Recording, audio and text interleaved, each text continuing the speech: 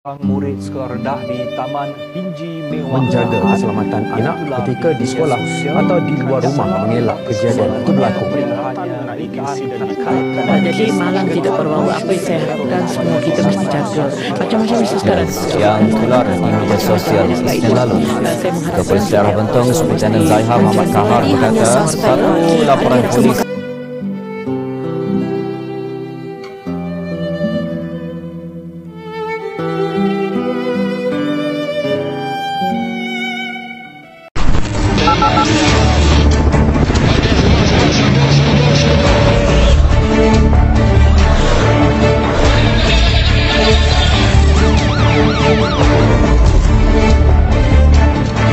Malang tidak berbau.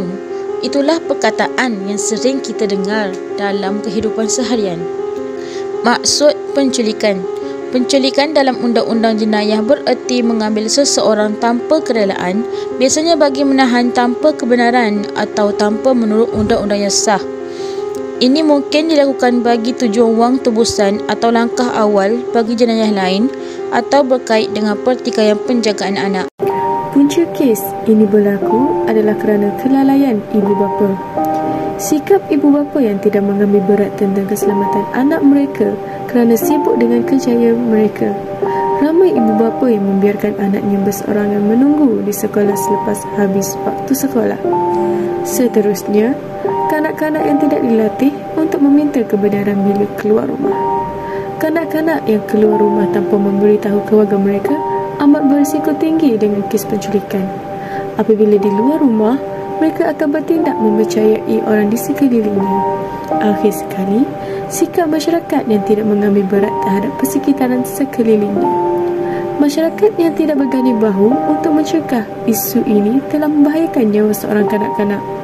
Hal ini kerana mereka hanya melihat dan membuat hal mereka sendiri apabila kejadian penculikan berlaku di depan mata mereka.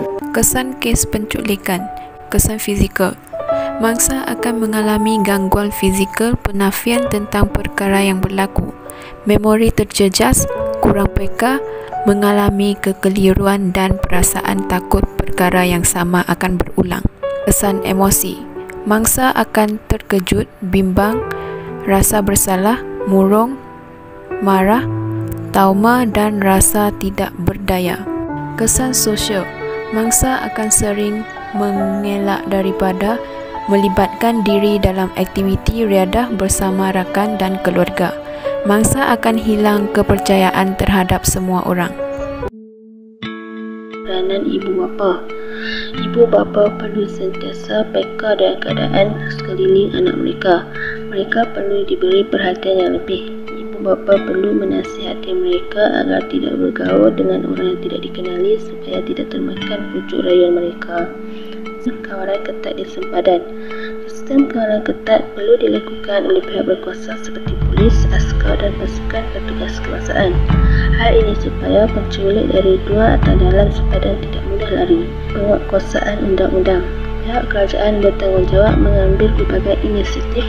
Hukuman yang berat perlu dilakukan terhadap pesalah kerana mereka telah memberi impak yang besar terhadap mangsa dan keluarga mangsa.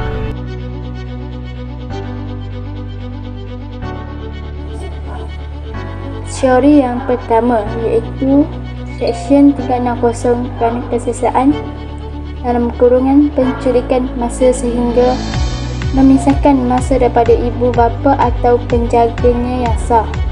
Contoh, sesiapa yang melarikan diri atau membawa seseorang keluar sempadan Malaysia tanpa keizinan orang lain yang merupakan penjaga mereka yang sah, ini memberi kebenaran bagi pihak orang itu, maka kelakuan sedemikian akan dilarang dianggap sebagai penculikan untuk bertindak luar Malaysia.